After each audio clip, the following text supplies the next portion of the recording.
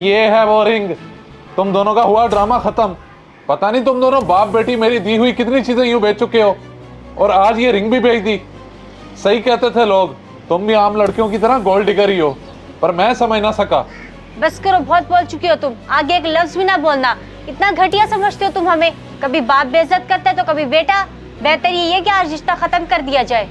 बेटा ये तुम क्या कह रही हो, और ये अंगूठी शरोज के पास कैसे गई? मुझे तो कुछ समझ नहीं आ रहा। अब्बा, ये जो पैसे मैंने आपको दिए ये रिंग सेल करके दिए हैं, और इसकी वजह शहरोज के वालिद हैं। मेरे वालिद? क्या मतलब है तुम्हारा?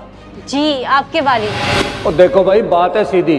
डेट फिक्स करने के लिए मेरे साथ 4-5 मुअज़्ज़िज़ लोग आएंगे, तो इस बार इंतज़ाम अपनी हैसियत के मुताबिक नहीं बल्कि मेरी हैसियत के हिसाब से करना। नाक ना कटवा देना मेरी। देखे भाई, हम पूरी कोशिश करेंगे आपकी खिदमत आपकी शान के मुताबिक करने के लिए, जितना हमसे हो सके नहीं, करना है लाजमी।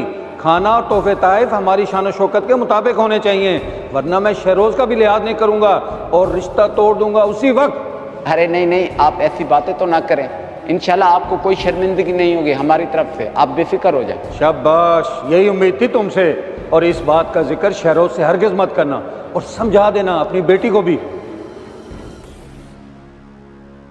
अब्बा, हम कैसे करेंगे? आपकी तो महदूद आमनी है, वो सब जानते भी हैं। इसके बावजूद भी आज ये फरमाइश कल को और करेंगे, हम कहाँ से पूरी कर पाएंगे? बस बेटा, जब अमीर ना चाहते हुए भी गरीब से रिश्ता जोड़ता है तो यही सब कुछ होता है। खैर तू परेशान ना हो, हम कहीं ना कहीं से बंदोबस्त कर लेंगे। और हाँ, शरोज से कुछ मत कहना, उन्होंने सख्ती से मना किया। तुम्हारे वालिद हमारी गरीबी की वजह से कभी राजी थे ही नहीं, पर आज तुम्हारी इन बातों ने भी साबित कर दिया कि तुम्हारी और उनकी सोच में कोई खास फर्क नहीं है। तो बेहतर यही है कि रिश्ता खत्म कर दिया जाए। अगर यही सारी हकीकत है तो मुझे समझ नहीं आ रहा कि मैं तुमसे किस तरह से माफ़ी मांगूं। मैं अपने किए पे शर्मिंदा हूं, और लोगों की बातों में आके मैं तुम्हें वैसा ही समझ बैठा जैसा उन्होंने कहा था, और आज तो तुम्हें रिंग बेचते हुए देखकर मैं सब सच समझ बैठा।